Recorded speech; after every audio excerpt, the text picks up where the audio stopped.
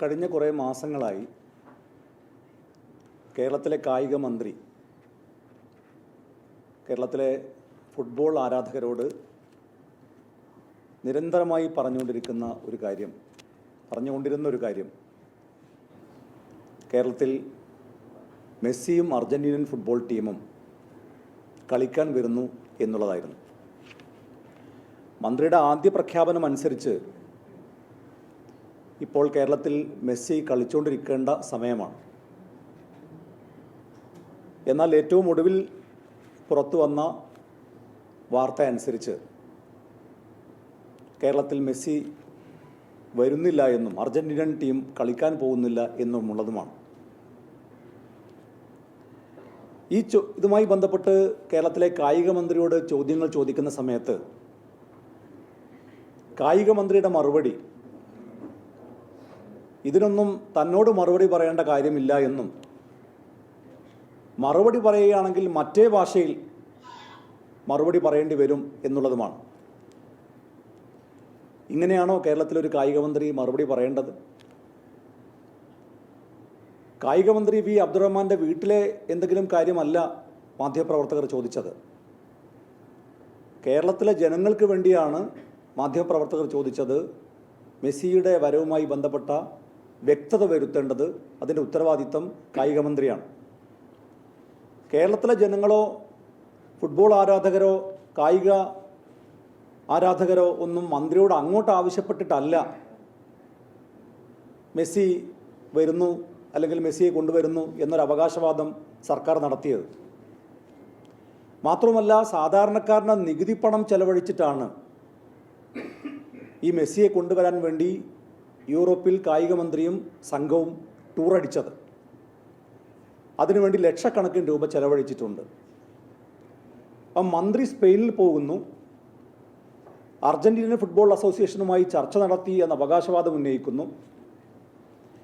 അതിനുശേഷമാണ് അദ്ദേഹം കേരളത്തിൽ വന്ന് ഒക്ടോബർ മാസം അവസാനം മെസ്സിയും അർജന്റീനൻ ടീമും കേരളത്തിൽ കളിക്കാൻ വരും എന്ന പ്രഖ്യാപനം നടത്തിയത്. പിന്നീട് ഈ മെസ്സിയുടെ വരവുമായി ബന്ധപ്പെട്ട കാര്യങ്ങൾക്കായി ഒരു സ്പോൺസറെ കണ്ടെത്തുന്നു. ആ സ്പോൺസറുടെ കാര്യങ്ങൾ കായിക മന്ത്രി പ്രഖ്യാപിക്കുന്നു. അപ്പോൾ കായിക മന്ത്രി മറുപടി പറയേണ്ട വളരെ പ്രധാനപ്പെട്ട ചില ചോദ്യങ്ങളുണ്ട്. ഒരു സർക്കാർ ഇവൻറ്റിന് എങ്ങനെയാണ് ഒരു സ്പോൺസറെ തീരുമാനിച്ചത്? അതിൻ്റെ ക്രൈറ്റീരിയ എന്താണ്? ആ സ്പോൺസറുടെ യോഗ്യത എന്താണ്? റിപ്പോർട്ടർ ടി വിയുടെ ഉടമകളാണ്, റിപ്പോർട്ടർ ടി വിയാണ് ഈ ഇവൻറ്റിൻ്റെ മുഴുവൻ സ്പോൺസറായി സർക്കാർ പ്രഖ്യാപിച്ചത്. എന്ത് യോഗ്യതയാണ് ഒരു സർക്കാർ ഇവൻറ്റ് നടത്താനുള്ള സ്പോൺസറായി റിപ്പോർട്ടർ ടി വിയെ ചുമതലപ്പെടുത്താൻ സർക്കാർ കണ്ടെത്തിയിട്ടുള്ളത്? ഞങ്ങൾ കണ്ടെത്തിയ കുറേ യോഗ്യതകളുണ്ട്. അത് ഞങ്ങൾ മാത്രം കണ്ടെത്തിയല്ല, കേരളത്തിലെ ജനങ്ങൾക്കൊക്കെ അറിയാവുന്നതാണ്. ഇപ്പോൾ കഴിഞ്ഞ കുറേ ദിവസങ്ങളായി അർജന്റീനൻ ടീമിൻ്റെ വരവുമായി ബന്ധപ്പെട്ട്, മെസ്സിയുടെ വരവുമായി ബന്ധപ്പെട്ട് പ്രഖ്യാപനങ്ങൾ നടത്തിക്കൊണ്ടിരിക്കുന്ന ഈ പറയുന്ന റിപ്പോർട്ടർ ടി വിയുടെ ഉടമകളുടെ യോഗ്യതകൾ എന്തൊക്കെയാണ്? ഒരു മാംഗോ ഫോൺ, 3 ദിവസം വരെ ചാർജ് നിൽക്കുന്ന ഒരു ഫോണ് കേരളത്തിൽ വിപണിയിൽ ഇറക്കുന്നു എന്ന് പറഞ്ഞ് വലിയ പ്രഖ്യാപനം നടത്തി സച്ചിൻ ടെണ്ടുൽക്കറെയും അതുപോലെ തന്നെ അമിതാഭ് ബച്ചനെയും ഒക്കെ ബ്രാൻഡ് അംബാസിഡർമാരാക്കി എന്ന അവകാശവാദം ഉന്നയിച്ച് ഒരു പ്രഖ്യാപനം നടത്തി. മാംഗോ ഫോൺ വന്നോ? കേരളത്തിൽ മാംഗോ ഫോൺ ഉണ്ടോ? എറണാകുളത്തെ ബാങ്ക് ഓഫ് ബറോഡയിൽ നിന്ന് 2,68,00,000 രൂപ തട്ടിയ കേസിൽ, വ്യാജരേഖ ചമച്ച് തട്ടിയ കേസിൽ ഈ പറയുന്ന റിപ്പോർട്ടർ ടി വിയുടെ ഉടമകൾ പ്രതികളാണ്. സ്റ്റേറ്റ് ബാങ്ക് ഓഫ് ട്രാവൻകൂറിൽ 13 കോടി രൂപ വ്യാജരേഖ ചമച്ച് തട്ടിയ കേസിൽ അന്വേഷണം നേരിടുന്ന വ്യക്തിയാണ്. ഹോളിഡേ ഇൻ എന്ന് പറയുന്ന ഹോട്ടൽ, കൊച്ചിയിലെ ഹോട്ടൽ, ഈ പറയുന്ന ആളുകളുടെ ഭാര്യമാരുടെ പേരിലാണ് കേസുള്ളത്. 100-ലധികം കോടി രൂപയുടെ തട്ടിപ്പുമായി ബന്ധപ്പെട്ട കേസിൽ പ്രതികളാണ്. കളമശ്ശേരി പോലീസ് സ്റ്റേഷനിൽ ഒരു അനിൽകുമാർ കൊടുത്ത ഒരു പരാതി, ഒരു ലോറി കൊടുക്കാമെന്ന് പറഞ്ഞിട്ട് 21 ലക്ഷം രൂപ തട്ടിയ കേസിലെ പ്രതികളാണ്. മുട്ടിൽ മരം മുറി കേസ് എല്ലാവർക്കും അറിയാവുന്ന കാര്യമാണ്. അതിൻ്റെ FIR കോപ്പികളൊക്കെ എൻ്റെ കൈവശമുണ്ട്. എന്താ കുറ്റപത്രത്തിൽ പറയുന്നത്? പാവങ്ങളായ കർഷകരെയും ആദിവാസികളെയും ഒക്കെ പറഞ്ഞു പറ്റിച്ച് നിസ്സാര തുക കൊടുത്ത് ഞങ്ങളുടെ കയ്യിൽ മരം മുറിക്കാനുള്ള രേഖകളുണ്ട് എന്ന് കള്ളം പറഞ്ഞ് വിശ്വസിപ്പിച്ച് സർക്കാരിൻ്റെയും അതുപോലെ തന്നെ ഈ ആദിവാസികളുടെയും ചെറുകിട ഭൂവുടമകളുടെയും ഒക്കെ സ്ഥലത്തെ മരം മുറിച്ചു കൊണ്ടുപോയി എന്ന കേസിലെ പ്രതികളാണ്. അതുപോലെ മീനങ്ങാടി പോലീസ് സ്റ്റേഷനിൽ 11 കേസാണ് ഇവർക്കെതിരെ ഉള്ളത്. മീനങ്ങാടി പോലീസ് കൊടുത്ത റിപ്പോർട്ട്, കോടതിയിൽ കൊടുത്ത റിപ്പോർട്ട് പ്രകാരം ഈ പറയുന്ന റിപ്പോർട്ടർ ടിവിയുടെ ഉടമകൾ റൗഡി പട്ടികയിൽ ഉൾപ്പെട്ട ആൾക്കാരാണ്. ഇനി ഇവരുടെ അവകാശവാദം എന്തൊക്കെയായിരുന്നു? വയനാട് മുണ്ടക്കൈ ചൂരൽമല, ആ മുണ്ടക്കൈ ചൂരൽമല ദുരന്തമുണ്ടായ സമയത്ത് ഇവർ കൊടുത്ത അവകാശവാദം അവരുടെ ചാനൽ തന്നെ പ്രസിദ്ധീകരിച്ചാണ്. വയനാടിന് കൈത്താങ്ങാവാൻ റിപ്പോർട്ടർ TV ടൗൺഷിപ്പ് 150 ഏക്കർ, ഒരാൾക്ക് 15 സെൻറ്റും വീടും, സ്കൂള്, അമ്പലം, ക്രിസ്ത്യൻ പള്ളി, മുസ്ലിം പള്ളി, ഇതെല്ലാം ഈ 150 ഏക്കർ ടൗൺഷിപ്പിൽ നിർമ്മിച്ചു കൊടുക്കും എന്ന അവകാശവാദം നിർമ്മിച്ചു കൊടുത്തോ? അപ്പം ഇങ്ങനെയുള്ള വ്യക്തികളെ സർക്കാർ ഒരു സർക്കാർ ഇവൻറ്റിൻ്റെ സ്പോൺസറായി പ്രഖ്യാപിക്കുന്നു. ഇനിയോ എന്തെല്ലാം പ്രചരണമാണ് അതിൻ്റെ പേരിൽ നടത്തിയത്? കലൂർ സ്റ്റേഡിയം നവീകരിക്കാൻ പോകുന്നു. 2000 ആളുകൾ കലൂർ സ്റ്റേഡിയത്തിൻ്റെ നവീകരണത്തിന് പണിയെടുക്കുന്നു എന്നാണ് പറയുന്നത്. ഞാൻ മാധ്യമപ്രവർത്തകരെ കലൂർ സ്റ്റേഡിയത്തിലേക്കൊന്ന് ക്ഷണിക്കുകയാണ്. അതിൻ്റെ വീഡിയോ ദൃശ്യങ്ങൾ എൻ്റെ കയ്യിലുണ്ട്. കഴിഞ്ഞ ദിവസങ്ങളിലെല്ലാം അവിടുന്ന് പകർത്തിയ വീഡിയോ ദൃശ്യങ്ങൾ. 100-ൽ താഴെ ആളുകളാണ് അവിടെ കലൂർ സ്റ്റേഡിയത്തിൻ്റെ അകത്തും പുറത്തുമായി പണിയെടുത്തത്. സ്റ്റേഡിയത്തിൻ്റെ പുറത്ത് റോഡിൻ്റെ ഒക്കെ പണി നടത്തുന്ന ആളുകളാണ്. അത് ഇതുമായി ബന്ധപ്പെട്ട പണിയാണോ എന്ന് പോലും അറിയില്ല. അവരാരാണ് അവിടെ ഈ പണിക്ക് ഏൽപ്പിച്ചതെന്ന് അതും വ്യക്തമല്ല. പക്ഷെ ആകെ കലൂർ സ്റ്റേഡിയത്തിൻ്റെ അകത്തും പുറത്തുമായി കഴിഞ്ഞ ദിവസങ്ങളിലെല്ലാം പണിയെടുത്തത് 100-ൽ താഴെ ആളുകളാണ്. അപ്പം നവംബറിൽ മെസ്സി വരുന്നുണ്ടായിരുന്നുവെങ്കിൽ അങ്ങനെയുള്ളൊരു പണിയാണോ കലൂർ സ്റ്റേഡിയത്തിൽ നടക്കുക? ഇത് വളരെ വ്യക്തമാണ്. മെസ്സിയെ കൊണ്ടുവരാനൊന്നും ഇവരാരും ഉദ്ദേശിച്ചിട്ടില്ല. മെസ്സിയെ കൊണ്ടുവരുമെന്ന പ്രചരണം നടത്തി. പ്രചരണം എന്ന് പറഞ്ഞാൽ എത്രത്തോളമുള്ള പ്രചരണമാണ്? രാമനാട്ടുകരയിൽ നിന്ന് വളാഞ്ചേരി വരെ തുറന്ന വാഹനത്തിൽ മെസ്സിയും സംഘവും 50 ലക്ഷം ആളുകൾ റോഡിൻ്റെ സൈഡിൽ. വളാഞ്ചേരി മുനിസിപ്പാലിറ്റിയിൽ അടുത്ത തെരഞ്ഞെടുപ്പിൽ മത്സരിക്കുമെന്ന് പറഞ്ഞിട്ടില്ല, ബാക്കിയെല്ലാം പറഞ്ഞിട്ടുണ്ട്.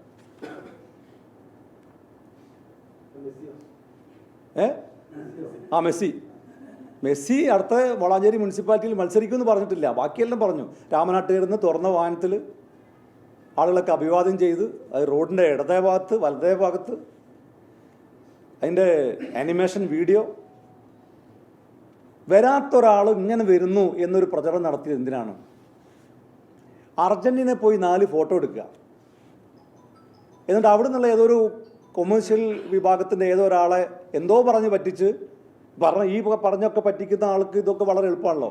കൊച്ചിയിൽ സ്റ്റേഡിയത്തിൽ കൊണ്ടുവന്നൊരു ഫോട്ടോ എടുത്ത് അയാളും പോയി. മെസ്സി വരാനുള്ള ഒരു ശ്രമവും സംസ്ഥാന സർക്കാരോ സ്പോൺസറോ ഒന്നും നടത്തിയിട്ടില്ല. പിന്നെ എന്തിന്? ഇതിൻ്റെ മറവിൽ, മെസ്സിയെ കൊണ്ടുവരുന്നു എന്ന മറവിൽ ഒരു വലിയ ഉഡായിപ്പ് ഇവർ നടത്തിയിട്ടുണ്ട്. ആ ഉഡായിപ്പ് എന്താണെന്നുള്ളത് വരും ദിവസങ്ങളാണ് വ്യക്തമാകേണ്ടത്. ഇപ്പോൾ 139 കോടി രൂപ അങ്ങോട്ട് അയച്ചു എന്ന് പറയുന്നു. 139 കോടി രൂപ അങ്ങോട്ട് അയച്ചിട്ടുണ്ടോ? എങ്കിൽ ആ പണം ഏത് പണമാണ്? സർക്കാർ നടത്തിയ അഴിമതിയുടെ പണമാണോ? അല്ലെങ്കിൽ ഈ പറയുന്ന മറ്റേതെങ്കിലും കള്ളപ്പണമാണോ? ഈ കള്ളപ്പണം അങ്ങോട്ടേക്ക് കയറ്റിയേക്കാനുള്ള ഒരു തന്ത്രം എന്ന നിലക്കാണോ ഇത്തരമൊരു നാടകം? ഇത് ഫുൾ പ്ലാൻഡാണ്, സ്ക്രിപ്റ്റഡാണ് ഈ നാടകം ജനങ്ങളുടെ മുമ്പിൽ അവതരിപ്പിച്ചത്.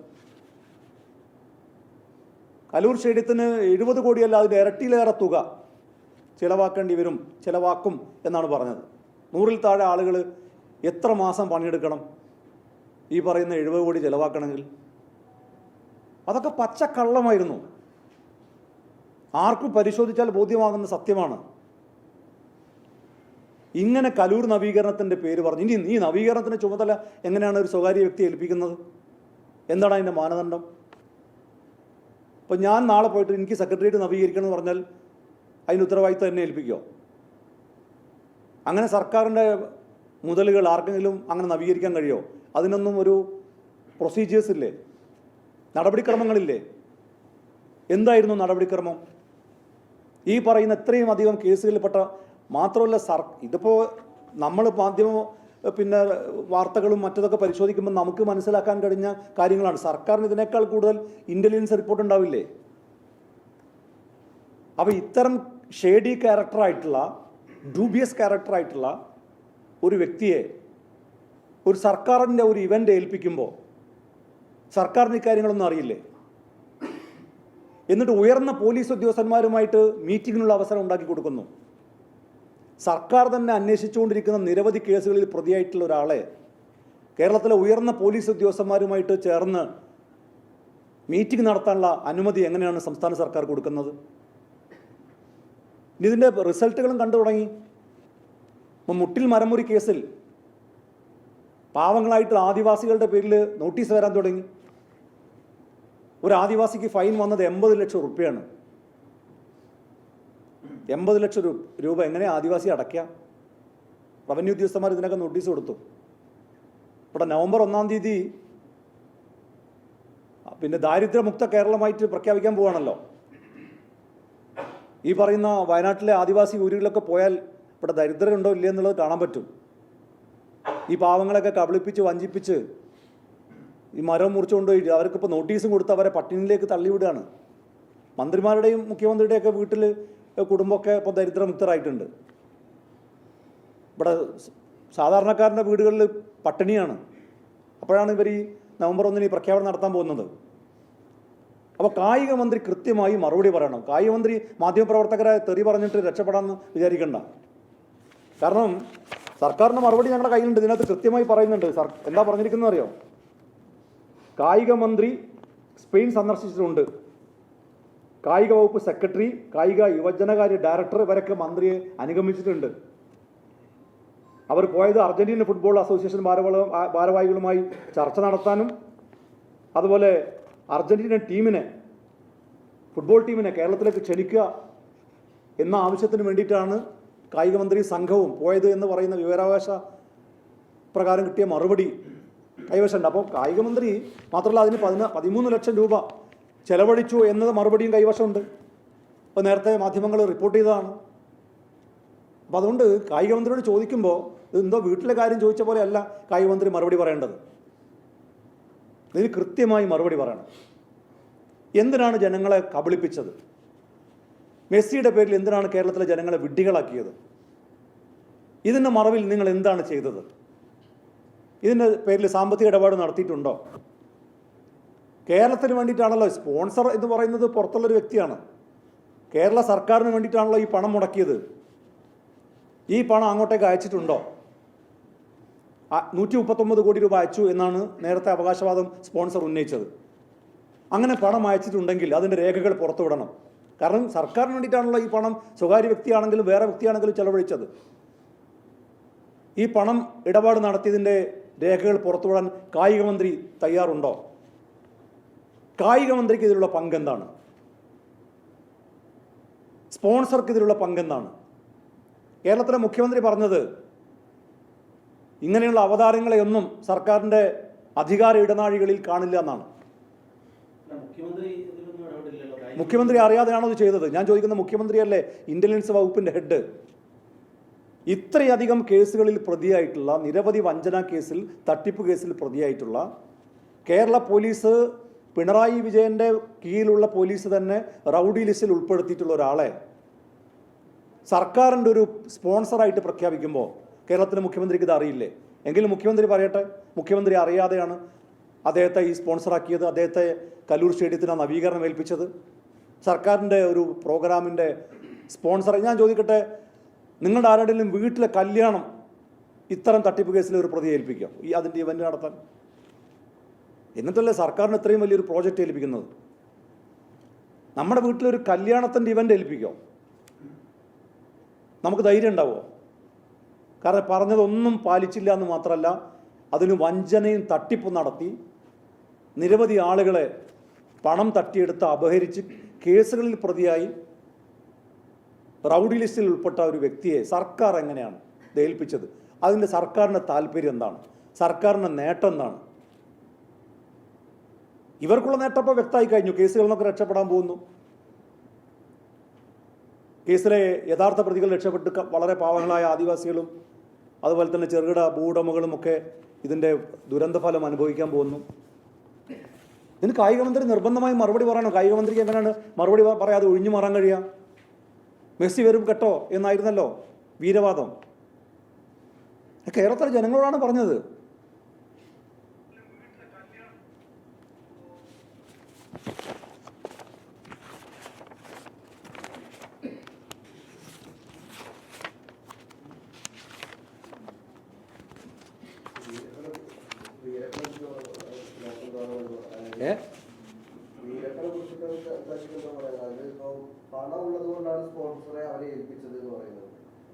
പണമുള്ള ആരെ ഏൽപ്പിക്കുമോ? ഒരു സർക്കാരിൻ്റെ ഒരു പ്രോജക്റ്റ് ഒരാളെ ഏൽപ്പിക്കുന്നതിൻ്റെ മാനദണ്ഡം അയാൾക്ക് പണമുണ്ട് എന്നുള്ളത് മാത്രമാണോ? അതുകൊണ്ടാണല്ലോ കേരളത്തിലെ മുഖ്യമന്ത്രി പറഞ്ഞത് അവതാരങ്ങളൊന്നും ഉണ്ടാവില്ല എന്ന്. ഇങ്ങനെ സർക്കാരിൻ്റെ തന്നെ പോലീസ് അന്വേഷിച്ചുകൊണ്ടിരിക്കുന്ന ഒരു കേസിൽ അങ്ങനെയുള്ള ഉണ്ണികൃഷ്ണൻ പോറ്റിയെ ഏൽപ്പിച്ചത്, സ്വർണ്ണപ്പാളി ഏൽപ്പിച്ചത്, അതിൻ്റെ ഫലം നമ്മൾ കണ്ടല്ലോ. സ്വർണ്ണപ്പാളി ഇത്തരം ആളുകളെ ഏൽപ്പിച്ചാൽ എന്ത് സംഭവിക്കും എന്നുള്ളത് ശബരിമല അയ്യപ്പൻ്റെ സ്വർണം വരെ അടിച്ചെടുത്തുകൊണ്ടുപോയി. അപ്പോൾ ഇങ്ങനെ നിരന്തരമായി തട്ടിപ്പ് നടത്തുന്ന ഒരാളെ സർക്കാരിന് ഒരു പ്രോജക്റ്റ് ഏൽപ്പിച്ചാൽ എന്ത് സംഭവിക്കും എന്നുള്ളത് അദ്ദേഹത്തിൻ്റെ മുൻകാല അനുഭവങ്ങളിൽ നിന്ന് വ്യക്തമാണല്ലോ. പണമുണ്ട് എന്നുള്ളത് മാത്രമാണോ സർക്കാരിന് ഒരു പ്രോജക്റ്റ് ഏൽപ്പിക്കാനുള്ള മാനദണ്ഡം? തീർച്ചയായിട്ടും അന്വേഷണം ആവശ്യമാണ്. ഇത് പിന്നെ അന്താരാഷ്ട്ര ഇടപാടുകളൊക്കെ നടത്തിയിട്ടുള്ളൊരു വിഷയമല്ലേ. ഒരു കേന്ദ്ര അന്വേഷണ ഏജൻസി നിഷ്പക്ഷമായ ഒരു അന്വേഷണം നടത്തണം. സത്യസന്ധവും സുതാര്യവുമായിട്ടുള്ള ഒരു അന്വേഷണം നടത്തണം. അതിനു മുമ്പ് കായിക മന്ത്രി ഇക്കാര്യങ്ങൾ തുറന്നു പറയണം. ഏറ്റവും ആദ്യം ചെയ്യേണ്ടത് കായിക മന്ത്രി അതിൻ്റെ നിലപാട് വ്യക്തമാക്കലാണ്. ധിക്കാരവും അഹങ്കാരവും അധികാരത്തിൻ്റെ ധാർഷ്ട്യമൊന്നുമല്ല കേരളത്തിൽ ജനങ്ങളോട് കാണിക്കേണ്ടത്. ഇതുമായി ബന്ധപ്പെട്ട മുഴുവൻ ഇടപാടുകളെയും സംബന്ധിച്ച് തുറന്നു പറയാൻ, മറുപടി പറയാൻ കായിക മന്ത്രിക്ക് ഉത്തരവാദിത്തമുണ്ട്. അല്ലാതെ തോന്നുമ്പം മെസ്സി വരുന്നു, തോന്നുമ്പോൾ മെസ്സി വരില്ല എന്നും അതിൻ്റെ പേരിൽ കുറേ പണം ചെലവഴിച്ചൊന്നും പോകാൻ ഇത് വെള്ളരിക്കപ്പട്ടണമല്ല. ഇതൊരു ജനാധിപത്യ രാജ്യമാണ്. അതിനകത്തുള്ളൊരു സ്റ്റേറ്റാണ് കേരളം. ഇവർക്ക് സ്വന്തമായി കേരളം തീരെഴുതി കൊടുത്തിട്ടില്ല. ഇതിൽ കായിക മന്ത്രി അല്ലാതെ മുഖ്യമന്ത്രി ഇതുവരെ ഇതുമായി ബന്ധപ്പെട്ട ഒരു കാര്യത്തിനെ എൻഡോസ് ചെയ്ത് സംസാരിച്ചിട്ടില്ല. അപ്പൊ അതിൽ നിങ്ങൾ സർക്കാരിനെതിരെ പറയുന്നതിൽ വലിയ കഴമ്പുണ്ടെന്ന് തോന്നുന്നില്ല. കാരണം കായിക മന്ത്രിയാണ് ഇതിലെല്ലാ കാര്യങ്ങളും പറഞ്ഞത്. കായിക മന്ത്രി സർക്കാരിന്റെ ഭാഗമല്ലേ? ഇന്നലെ ഞങ്ങളുടെ ലേഖകൻ സമീർ ബിൻ കരീമിനോട് തട്ടിക്കയറുന്നത് കായിക മന്ത്രിയാണ്. ചോദിച്ചത് എന്താണ്? നവംബർ വിൻഡോയിൽ ഇപ്പോൾ വരില്ല എന്നാണല്ലോ പറയുന്നത്. അപ്പൊ മെസ്സിന്ന് കേൾക്കുമ്പോൾ മന്ത്രിക്ക് ആരോഗ്യ പ്രശ്നമുണ്ട്. അപ്പൊ ഞാൻ ചോദിക്കുന്ന, കായിക മന്ത്രി സംസ്ഥാന സർക്കാരിന്റെ ഭാഗമായിട്ടുള്ള മന്ത്രിസഭയിൽ ഒരു അംഗമല്ലേ? അതിന്റെ ഹെഡ് ആരാണ്? അങ്ങനെയാണ് മുഖ്യമന്ത്രി പറയണം. മുഖ്യമന്ത്രിയുടെ നേതൃത്വത്തിൽ അവലോകനം ഉണ്ടായിട്ടുണ്ട്. അല്ല, അത് വളരെ വ്യക്തമല്ല. മന്ത്രിസഭയിലെ ഒരു അംഗം മുഖ്യമന്ത്രിയുടെ അറിവോ സമ്മതമോ ഇല്ലാതെ മുഖ്യമന്ത്രിയെക്കുറിച്ച് അറിയുന്ന ഒരാൾ പറയോ? അത് ഈ മന്ത്രിസഭയെക്കുറിച്ച് അറിയുന്ന ഏതെങ്കിലും ഒരാൾ പറയോ? മുഖ്യമന്ത്രിക്ക് അറിയാതെ കായിക മന്ത്രി സ്വന്തം നിലക്ക് ഇത്തരം ഒരു പ്രവൃത്തിയിൽ ഏർപ്പെടുന്നു. അപ്പം പി എം ശ്രീ വിദ്യാഭ്യാസ മന്ത്രി തനിയെ ഒപ്പിടും, വിദ്യാഭ്യാസ മന്ത്രി പിന്നെ സ്വയം തീരുമാനമെടുക്കും എന്നാരെങ്കിലും പറയോ? മുഖ്യമന്ത്രി അറിയാതെ. അപ്പം RSSുമായി ഒരു ഡീലുണ്ടാക്കി, BJPയുമായി ഒരു ഡീലുണ്ടാക്കി, ആ ഡീലിൻ്റെ ഭാഗമായി PM ശ്രീയിൽ ഒപ്പുവെച്ചു.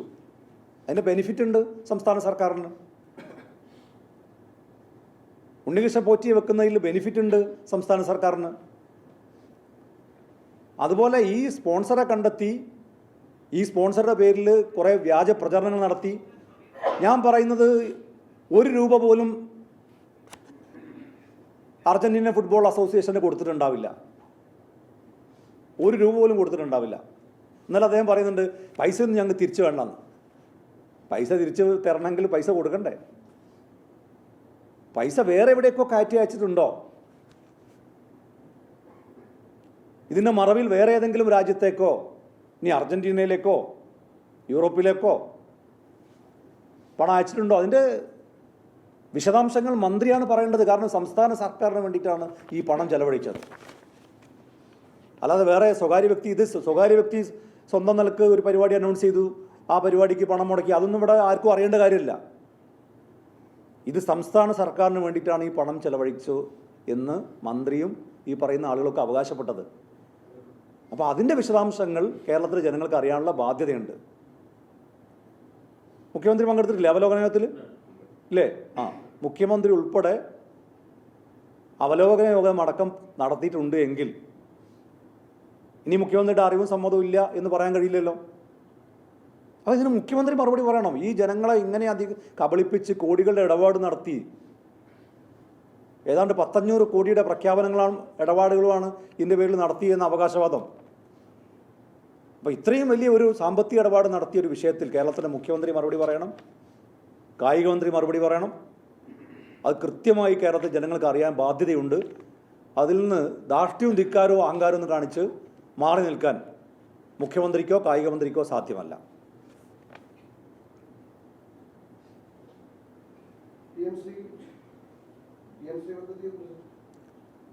PM-ശ്രീ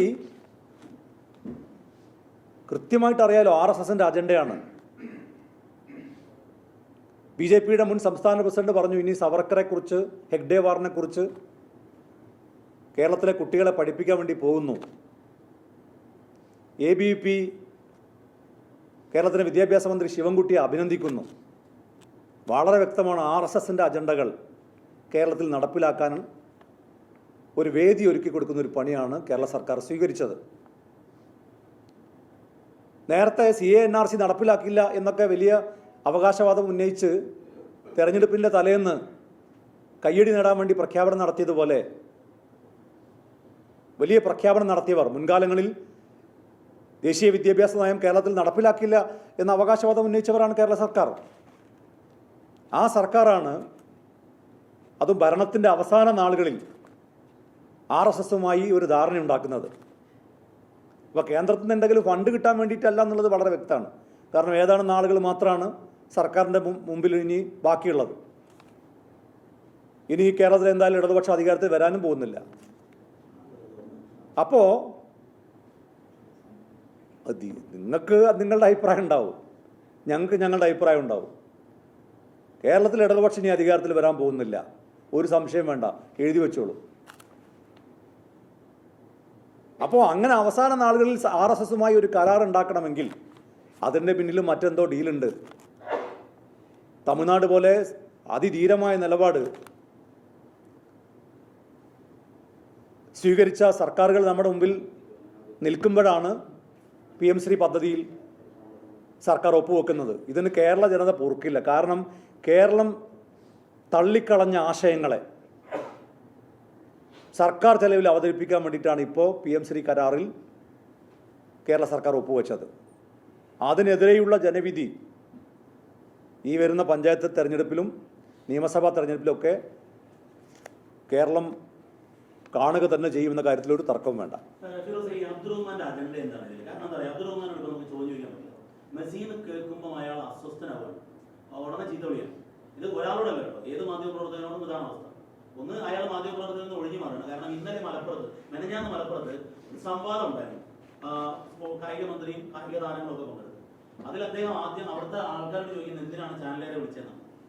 അപ്പൊ എന്താ യഥാർത്ഥത്തിൽ അബ്ദുറഹ്മാന്റെ പ്രശ്നം? നിങ്ങൾക്ക് എന്താ തോന്നുന്നത്? അതായത് മാധ്യമങ്ങളുടെ മുമ്പിൽ അദ്ദേഹത്തിന് എന്തോ ഒളിച്ചു വെക്കാനുണ്ട്. ഈ വ്യാജ പ്രചരണങ്ങളൊക്കെ നടത്തി ആദ്യം മെസ്സിയെ ക്ഷണിക്കാൻ എന്ന പേരിൽ അർജന്റീനയിലേക്ക് ഒരു യാത്ര പോകുന്നു. ദുരൂഹമായ സാഹചര്യത്തിൽ ഒരു സ്പോൺസറെ വെക്കുന്നു. ദുരൂഹമായ സാഹചര്യത്തിൽ കലൂർ സ്റ്റേഡിയത്തിൻ്റെ നവീകരണം അദ്ദേഹത്തെ ഏൽപ്പിക്കുന്നു. കുറേ പ്രഖ്യാപനങ്ങൾ നടത്തുന്നു.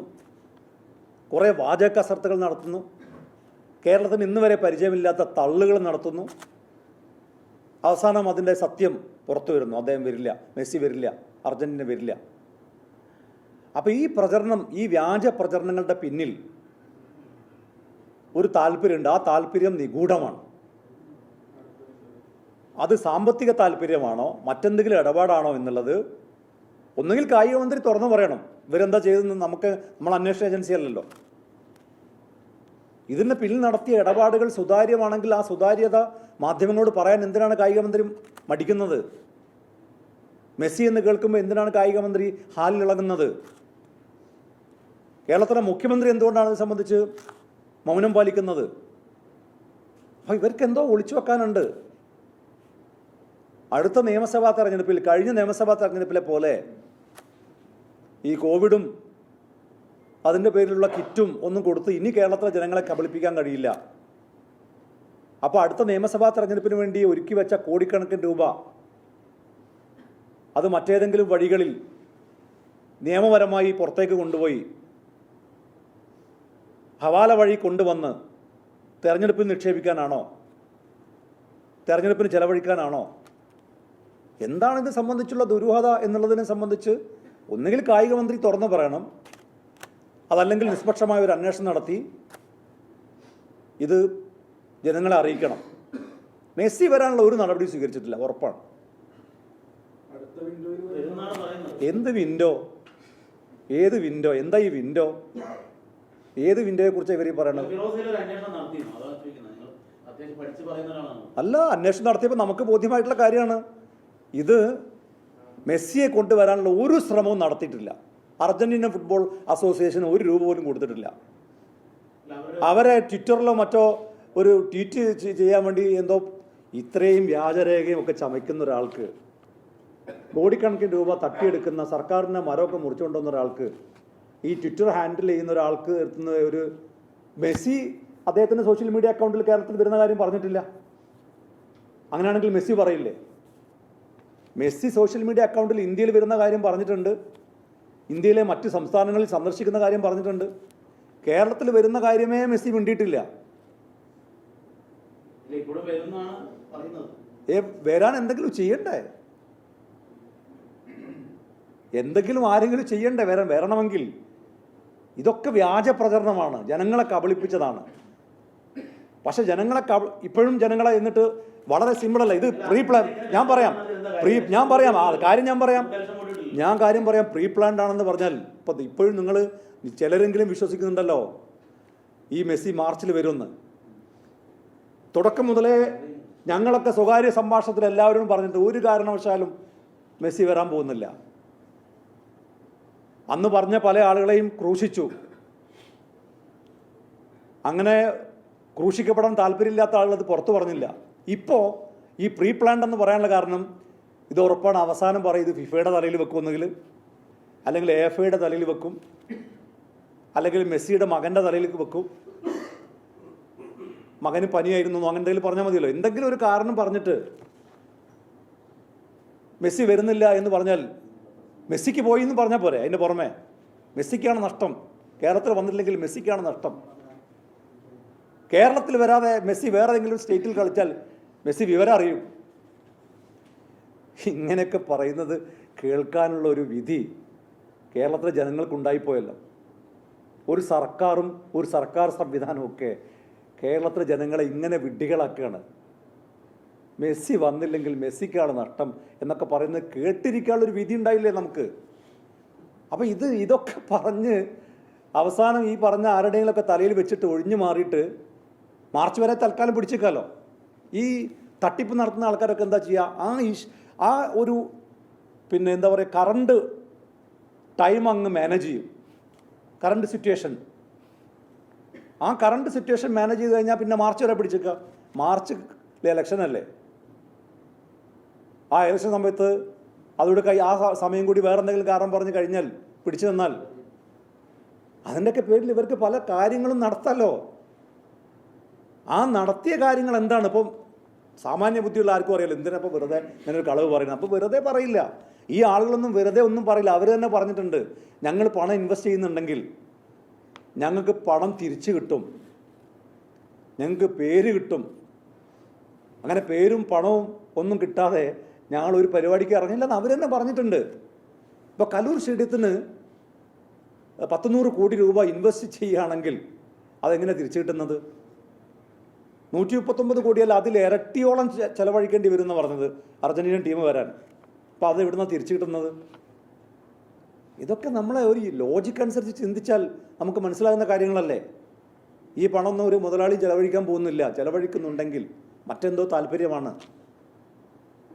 അത് അന്വേഷിക്കട്ടെ.